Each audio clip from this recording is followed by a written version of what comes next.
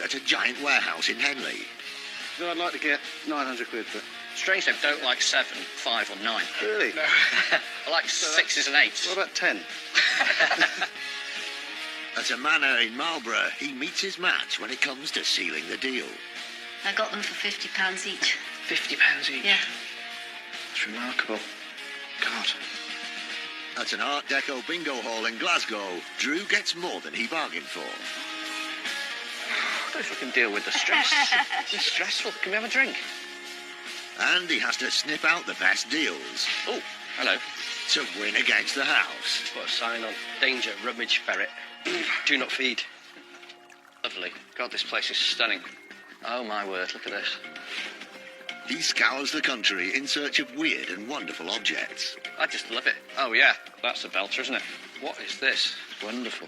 It's lovely. In his hunt for treasure, I was thinking 400 to 500 quid each. he bargains hard. Can we meet in the middle, 275? And there's nothing he won't buy. Ugly old men sell really well. With help from his wife Rebecca He's all yours. I hope you got a nice little kennel for him. and a team of renovators, he transforms thousands of items from junk to gems.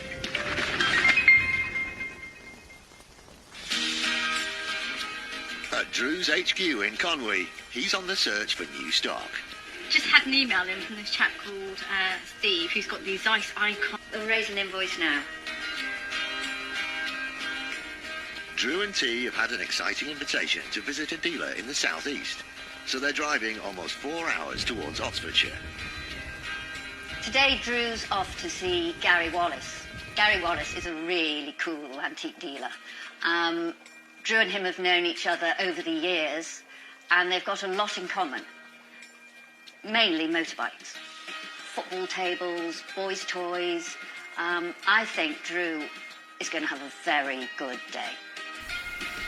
He's got a few bits that are a little bit like my sort of stuff. We fill in the van. You know that's always the job. Yeah. And he's very suave. Really? Yeah, like myself. Oh, God, yeah. Yeah? Oh, yeah. You're rocking it today, T.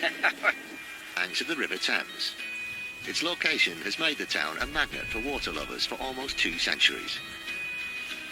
The first ever Oxford and Cambridge boat race pushed off from here in 1829, with the Henley Royal Regatta following 10 years later.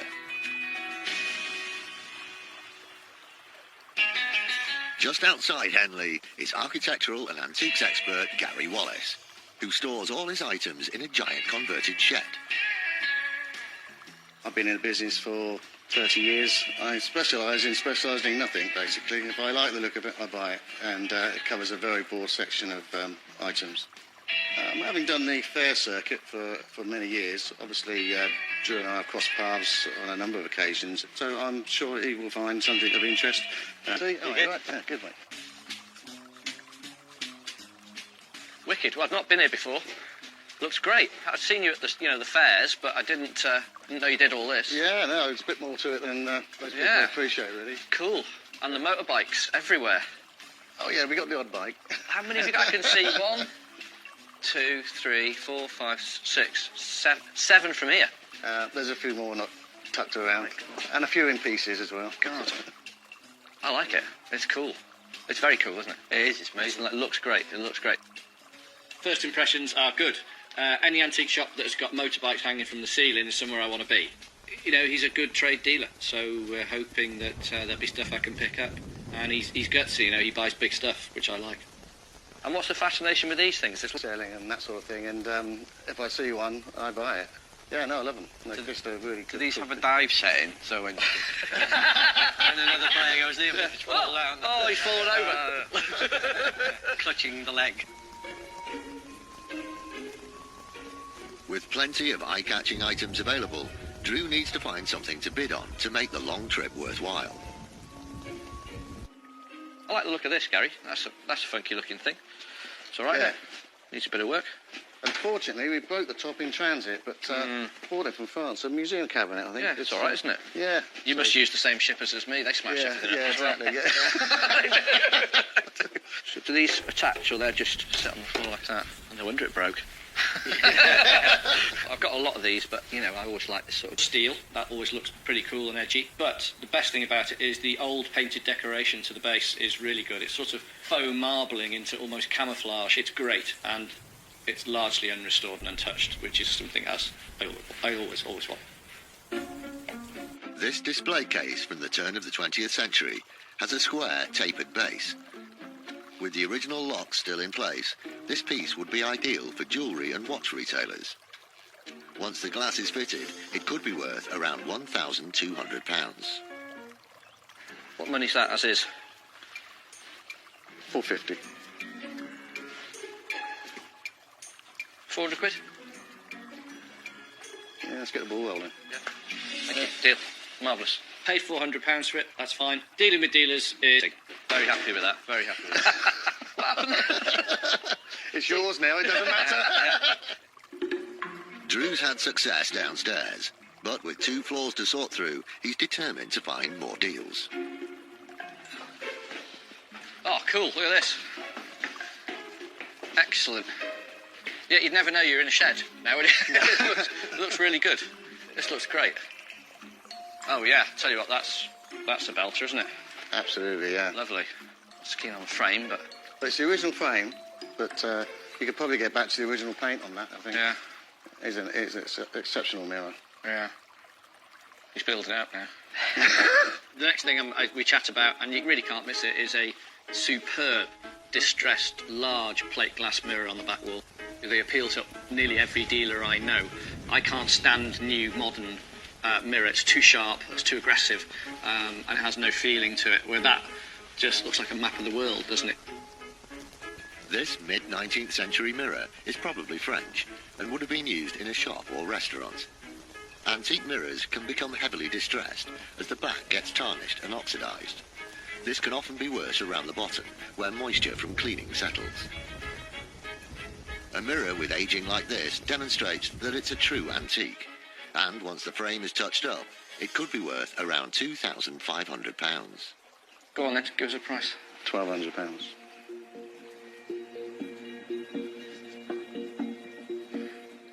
I had a figure in my head when I looked at it of £1,000. Drew is with fellow dealer Gary Wallace at his warehouse in Henley. That's a belter, isn't it? Absolutely, yeah. Lovely. He's bid on a 19th century distressed mirror, but will Gary get the price he wants? £1,200.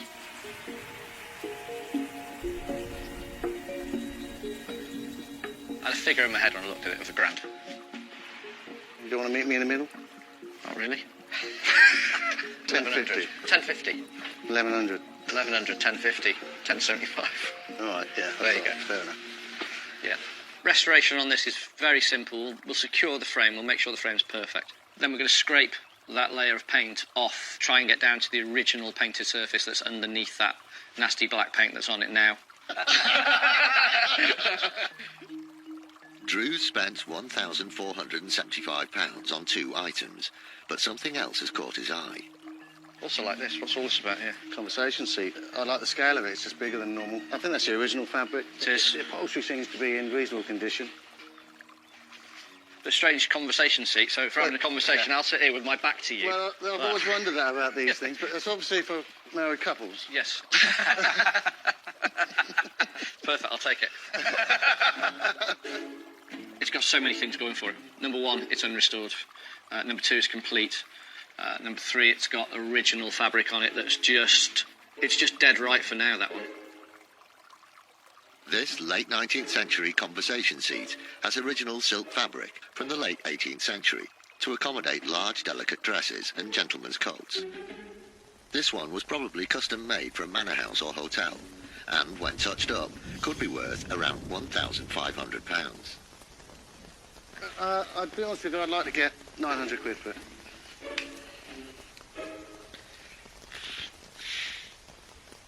Strangely, I've got a thing about numbers because I'm very dyslexic. I don't like 7, 5 or 9. Really? No. I like 6s and 8s. What about 10? Not keen. Even less keen. Even less keen. Just because I don't like the number 9. 880? it's not odd. I know it's odd, but I just don't like the number 9. It's Don't horrible. argue with that. That's fine. Yeah. You can never say. Do is brush the timber work down.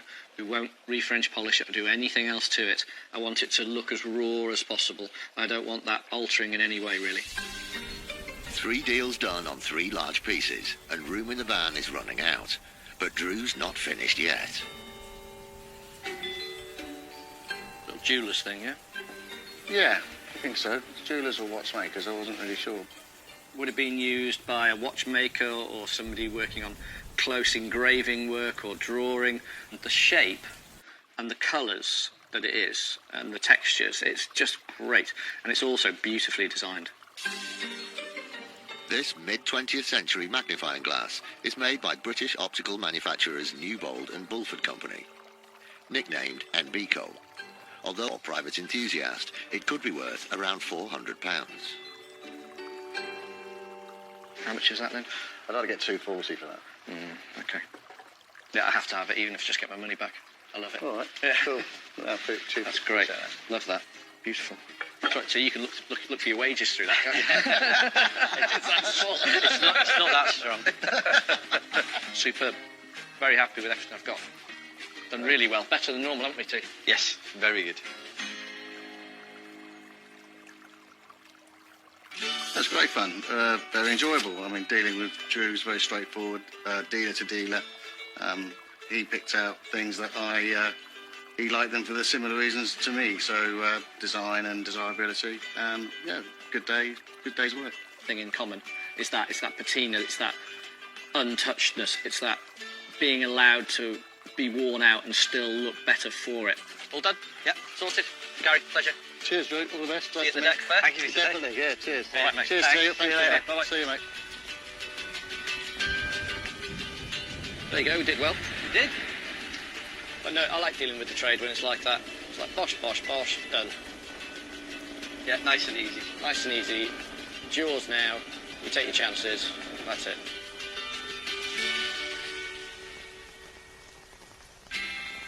While Drew and T are in the south, Rebecca's lined up another location with plenty of potential, so they're heading towards Wiltshire. They're visiting a luxury stately home. Manor, to meet Nicky Rickman. Because the manor house has been gutted completely from top to bottom, I'm not too sure what original items Drew's going to find. But however, Nicky is known to be a prolific buyer at auction houses. Hopes are high then. Yeah, the only problem is when people start buying antiques in a big way, pay too much. Right.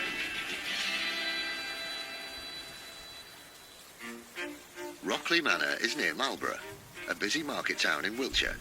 Famous for its prehistoric discoveries, its unusually wide high street, and for its myths and legends. The wizard Merlin is said to be buried in the mound here. House and stables. As well as being a private residence, it also hosts luxury private events set in 500 acres of glorious parkland. Nicky Rickman and her husband, one of the UK's first dot-com billionaires, totally renovated this 8-bedroom property 15 years ago. We bought it in 2000 and we spent 4 years developing it, building a big house and filling it. You know, I started to establish a bit of a habit going to auctions, which I still do. There are outbuildings full of all the things I buy and maybe had in a house and now are not right for this one. I have heard about Drew and, you know, obviously I'm really Can we have a look lucky inside? that- Do come along, yeah.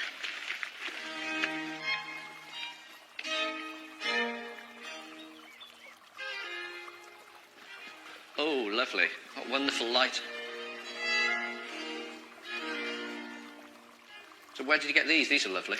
I got those from an antique auction in Newbury 10 years ago. Are they expensive? I got them for £50 each. £50 each. Yeah. That's remarkable.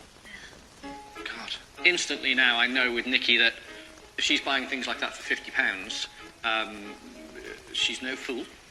And two other things are going to happen. I'm not going to get anything for nothing. But what I should find, there should be some good pieces here, if she's buying things like that. I'd love to see some more. Yeah, let me... A cat. Oh, lovely. Another great room. The antiques buying, is this you again? Yeah, there's some of it. Like that, I did actually buy, and I paid a lot of money for that in London. I think we paid about 10,000 for it, which is ridiculous. Yeah. I'm saying nothing. No, I know. And I like these that one. mirrors that I found in an auction house. I think I paid about 1,500 for them or something like that. Really? Yeah. Now that's a steal. So you're buying, maybe paid too much for that, Yeah, but everything else, yeah, you've made it up. Obviously, we're here to potentially buy antiques. Is there anything in the house for sale? In the house, no, but there are things in outbuildings and stuff. Okay, all right. The estate has many converted outhouses that were once used for farm animals. Ooh, tell me about this. Oh, this is a passion of my husband's. This is a super little car. This is really special. Supercharged super little car. It's supercharged. It's so cool. Oh, it's lovely. This is a real rarity. This 1930s MG J-Type would have been used for racing and has now been faithfully restored. It could fetch in excess of £80,000 if it were to go up for sale. You're going to keep it? Yeah, yeah. That's fab, isn't it? But not for sale? No. No. Shame. As Drew's here to find deals, Nikki leads him to an outbuilding she uses for storage rather than show. Okay, so this is... So this is just overspill from the house, yeah? No, yeah, been in some houses. Some of your auction finds. Some of my auction finds, lots of corner cupboards, can I have those? I couldn't give them away. Mind if I stand on these? Yeah, that's fine. Go through. It's a very basic thing, but I always go all the way to the back of every shed, every room. Because you get sort of 3/4 of the way through, and if you haven't found anything, people go, oh, well, there's nothing here, and that's it, forget about it. You've made a mess now. It is a bit of a mess, though, isn't it, really? No. Go all the way to the back. Keep looking. Keep pulling things. Look again. Go back, retrace your steps, go round in the opposite direction. Whatever. You've got to, because you never know what you're going to find. Would that be something you want to get rid of? Yeah? Early 60s floor lamp. Marlborough, don't worry about the shade. 3/4 length. Height. Great design. Terrible shade on it. That can go. Condition was good, and it's marked underneath. But I think it said made in Sweden. And that's good quality.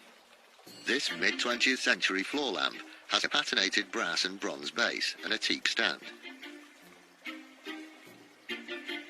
This clean, simple look and combination of materials was probably influenced by Scandinavian styles.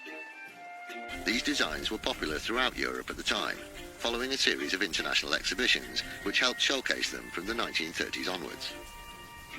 Once cleaned and with the shade removed, this lamp could be worth around £300. No end, just Suddenly wait. it's worth twice as much. What would you like for it?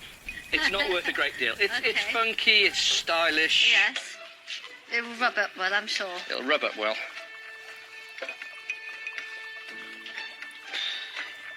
£60. 100?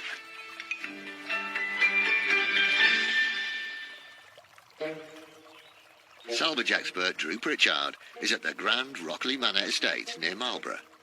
He's made an offer on a 1960s floor lamp. But will antiques enthusiast Nikki accept Drew's price? £60. 100? 80? 85.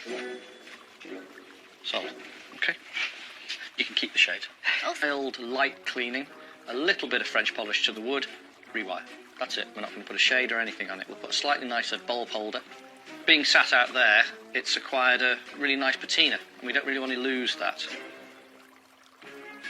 Having explored the furthest corners of the room, Drew wants to make sure he's not missing any other potential deals. What are these? Yep. You can make me an offer on those. They're really, really, really ugly, aren't they, at the moment? Yeah, not very appealing. Not very appealing. Just They've got at that the sort of moment. disgusting glass in them. Yeah, It's good to there, and then it really falls down. it goes wrong. Yeah. This pair of large 20th century lanterns would have been designed to sit on top of gateposts. The frames are made from cast iron and have withstood the wear and tear of outdoor use. Once rewired and cleaned, they could be worth around rotten and have been badly repaired over the years because they're outside and they get little or no maintenance.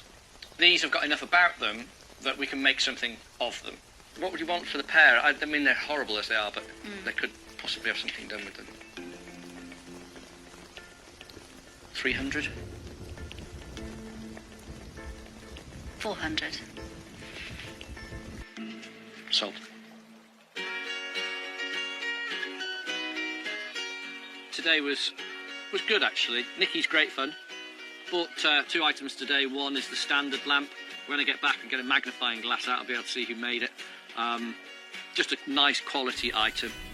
Won't cost a fortune and should sell fairly quickly because it's stylish and simple and sleek and chic. You know, I always want to buy more.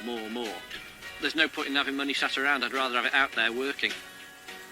I had no idea what today was going to be like. Drew's a charming chap. I've had a really good day and it's been extremely interesting.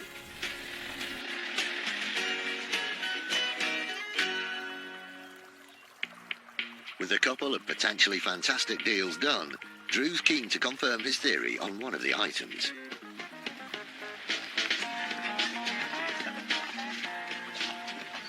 Hello, Pinto. Hello. Nicky Rickman, who went to see, who's got good eyes. I don't want you to do anything, but I've just wiped it down there. I want to leave everything on it. It's got a maker's mark underneath, and I just cannot read it. Horseman, is it? Horseman? Yeah. The case, it actually commands quite a high price. Drew's also got his deals to show them from Gary Wallace. Wow. So there you go, look at that. Wonderful. 1,075 quids. For Drew to find a mirror in that fragile condition and in one piece is really, really rare. It's a beauty, but there's a lot of work to do to keep it in one piece. 1880s, conversation seat, English, which is nice. Completely unrestored, untouched. No damage, nothing missing. Wow. I like the legs. Yes.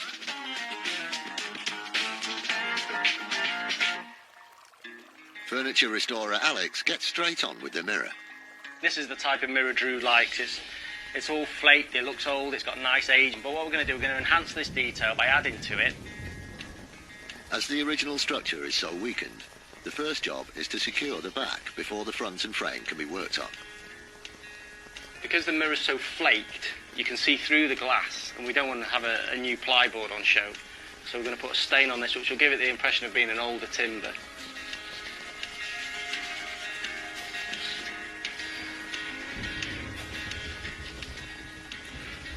Feels a bit dangerous, that, doesn't it? We'll put some talc in there just to make it look a little more blotchy, a little bit powdery, so that it'll all look authentic through the gaps.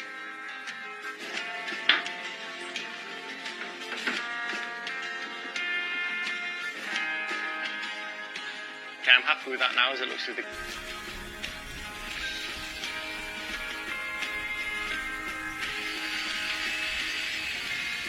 Frame's gone on really well, and it looks great actually. So what we're going to do now is just sand it down nice and smooth.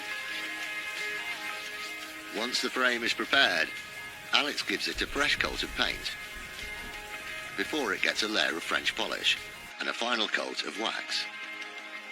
And that should leave it with a really nice sheen on it. With the frame completed, the aged glass gets a once-over with oil-free wire wool to buff out any marks and bring out the shine.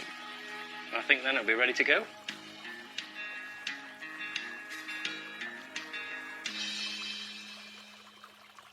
Extremely happy with the way Alex has done the frame. Why would you want that? I think they're way more beautiful distressed like this. It's beautiful and it is now a fantastic art piece for your house. Gavin also gets on with the museum cabinet. He lines the frame with putty. Messy job, look. Ready for the new glass. That's pretty good. Push. That's it, it's gone. Just going to let that dry for a bit now and scrape all the excess off, and I'll do around the edges and fit this bead. Give it a good clean. It's ready to go. and Carl gets on rewiring and cleaning up the lamp. These sleek, stylish designer lights are an industry favourite, and this example could fetch over 3 times what Drew paid for it. Let's get it in the photo room. Drew can turn his attention to sourcing stock. Volume and variety are key for any successful salvage business. He's expecting a visit from fellow dealer Jeff Pierce. Jeff is bringing his latest items from a clear-out to show Drew, as he thinks there may be 1 or 2 pieces to tempt him. Jeff, Hey up, mate. how are you? Drew? Good to Liking see you. the hat? Very good. Thanks, mate. Jeff, I know we've done a little bit of business over the last year or so now. When Jeff opened the back of the van, I was grinning ear to ear, very pleased. I could see a couple of things in there straight away that I was interested in. What, you've been doing some clearances? Yeah, you know, we strip out of all kinds of different properties and old buildings. Okay, what's the money on that? I'd be happy with 300 quid. I bet you would. I'd be happy at 150. Can we meet in the middle? 200 quid? It's in there, though. You are the chairman. That one, how much is that one? I'd like 2 for it, Drew. Okay, that's not going to happen, so should we do a dance? Oh, you're in one of those moods today. Could you give me 1.5 for it? Are you making money at that? Just. Yeah, a little bit. All right, mate. Lovely, Okay. yep. Having long established relationships with dealers all over the country, Drew never knows where the next unusual piece may come from. See what you think of this. That's a belter. This giant cauldron would have been used in a factory, hooked onto a gimbal to allow it to tip out the molten contents. Still coated in its original paint, it would be ideal in a garden. 3.5. 4 or it stays on the wagon. There's wages there for you, Drew, 4. It's a nice piece. Wonderful, All right, thank you. well done. Nice and easy. He's a dealer, so you can just be completely honest. You know, just don't allow yourself to get talked into buying things, which you do. But no, I've stripped myself. I bought 3 things I really liked and left the rest. Drew and T have been told about a potentially great salvage location, untouched for decades, so they're driving almost 300 miles towards Glasgow. What these guys have got, they've got a listed Art Deco cinema that's been converted into a bingo hall. They're having a tidy up, so they're giving us a shout. So are we having to go at the bingo? Yeah. Glasgow, on the River Clyde, is Scotland's largest city. It has over 90 parks and gardens, making this one of Europe's greenest urban spaces. It's also famous for its buildings, with many designed by 19th century Glaswegian architect Charles Rennie Mackintosh. East of the city centre, the former Vogue Cinema is a listed 1930s Art Deco building, which has been a bingo hall since the 1960s. The careful custodians of this historic landmark are Neil Charity and engineer David Robertson. I've been in the bingo business 36 years, but I've owned this place for 18 years. We've got the cages downstairs. Some of the junk. Basically, stuff from quite a number of years ago. Hello there. Hi, how you doing? Drew. Good. Neil, Nice to meet you. David. David, hi, how are you? Hi, Archie. Well, thank you very much for having us. No problem. Can you show us around? Absolutely. This David way? will lead Yeah. the way. All right. Oh my word, look at that. I tell you, check it out. You expecting this? That is not what I expected. No? Or a bingo hall. No, this is really quite exceptional. Look at that clock. It's amazing. What a building. Like pure Art Deco. What year was it built? 1938. 1938. Just before the war. Just for your Yeah. laundry. First thought when you size of pieces in here. There's a huge, huge light in the roof that isn't working. A massive stage and a huge balcony above us. It's Art Deco cinema theatre in the grandest style. I'd love to see a little bit more. Absolutely. Yeah? We've got plenty of stuff downstairs for you. As well as the enormous upstairs area, a giant basement runs underneath the building. Neil and David are taking Drew down into the depths where over 60 years' worth of items are stored. Oh, hello. Blimey. What's happening with all this stuff? Well, if you want it, it's available. This is fab. As soon as we come down into the cellar, you can see there's lots and lots of this place is. Why would anybody before me come down here and start looking for stuff? They just wouldn't. So if I think I could get some finds here, there'll be really good, genuine stuff. Why are they all in little cages? It's like you kept animals down there or something. I hope to tempt you into one of them, Drew. With decades of detritus stacked up, Drew's got to keep his eyes peeled to dig out any potential deals. What about these chaps? For sale? For sale? Yeah. Cool. These are timber ones. They might have been from the date of the building. Is that the original colour, do you know? Not sure. One thing that's a popular seller for is his signage. So it sort of brings the lower-end financial buyers into us, gets them started with collections, and/or... These signs were probably made in the 1950s and used when the building was a cinema. Once cleaned up, they could be worth around £400. What do you want for the 3? Make me an offer. 40 quid each?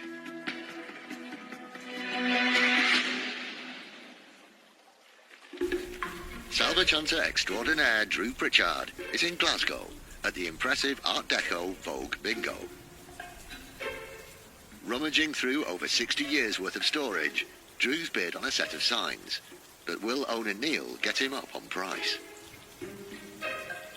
Make me an offer. 40 quid each? 120? Make it 50. Thank you. All we need to do to these is give them a polish. That's it. Wipe them down, polish them, photograph them. Done. That's it. Be sold within a few days. One deal done. But with so much here, Drew wants to make sure he doesn't miss out on scoring a potential full house. And he spotted some lights which look interesting. Yes. That's what I wanted to see. The ceiling lights. I think they're just steel. Makes a difference on the price. That's all. Seeing if they're bronze or brass or something like that, or copper. Right. All damaged by a knife. Good news. Brass. Gold. Copper. Gold. Glasgow gold. You can have a try. Would those be something you'd want to sell? Yeah. Painted over, loads of old paint, and then we scrape it back and we found out they're a really nice copper frame to them. Not the best example you'll ever get, quite workaday, and that's what I like. They shouldn't have really survived, but they have. This stack of original Art Deco copper and opaline lights from the building's cinema period can be used as ceiling or wall lamps. Once restored, the 5 lights could be worth around £1,250. 1, 2, 3, 4, 5 of those. What would you like each? 35 each?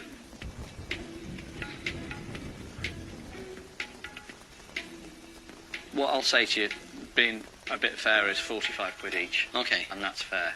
Yeah, it's fair. Yeah? Thank you. What I'd rather do is just say, well, I'll give you a tenner extra a lamp, profit on them once all the work's done.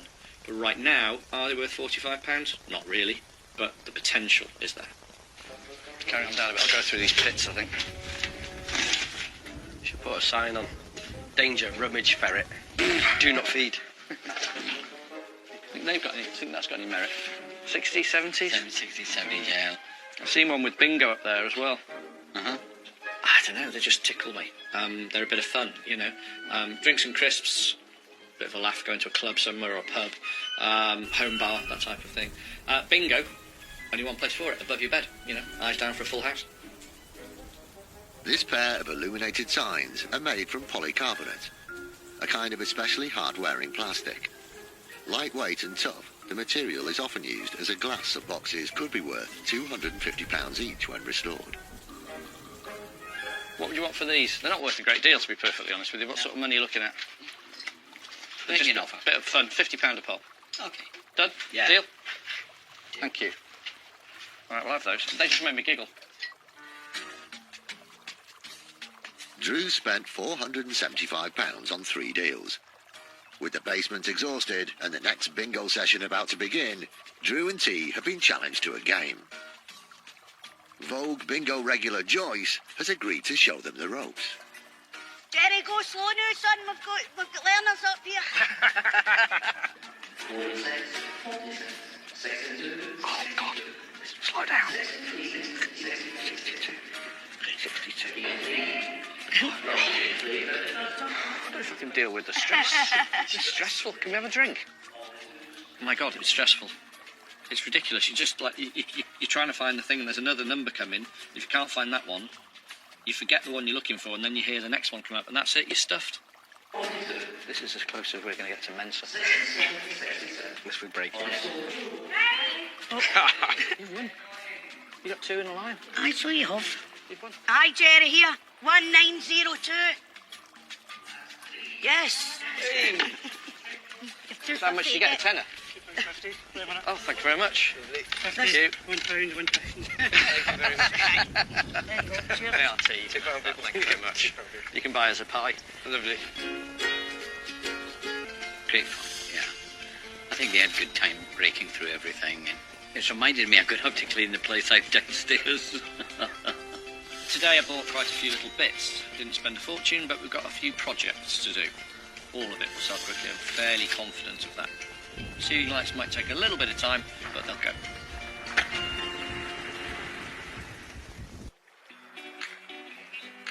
Back in Wales, Drew wants to see what the team makes of his bingo bargains.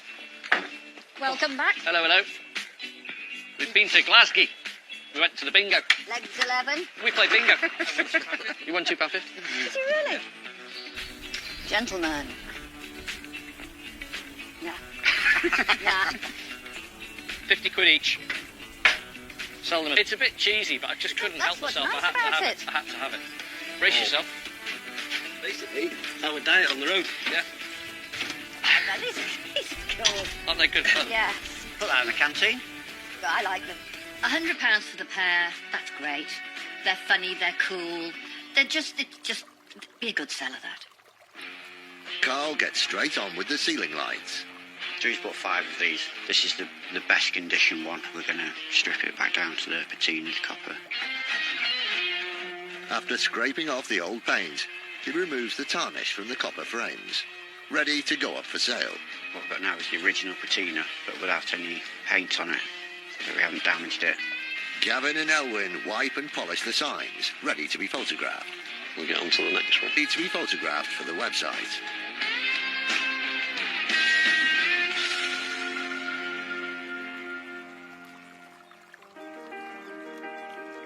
After a spruce-up, the conversation seat from Gary Wallace is also ready for its close-up. The seat quickly sells to a private collector in Richmond, Surrey. All 3 signs from Vogue Bingo also sell to one of Drew's regular private collectors in the south of England. The floor lamp from Rockley Manor is bought by a customer for his restaurant. And the large illuminated sign goes to private buyer Julian Davies, a chartered surveyor, for his home in London, which he shares with his wife and their baby son. I was looking on Drew's website, I saw the sign, thought it looked really good. It does actually bring back some childhood memories. I think it looks excellent. The word bingo is really positive. It makes me feel like I want to give somebody a big high five. And at first, I just thought that's completely random. Where did you get that idea from? And then he told me the story about it and the personal connections to it.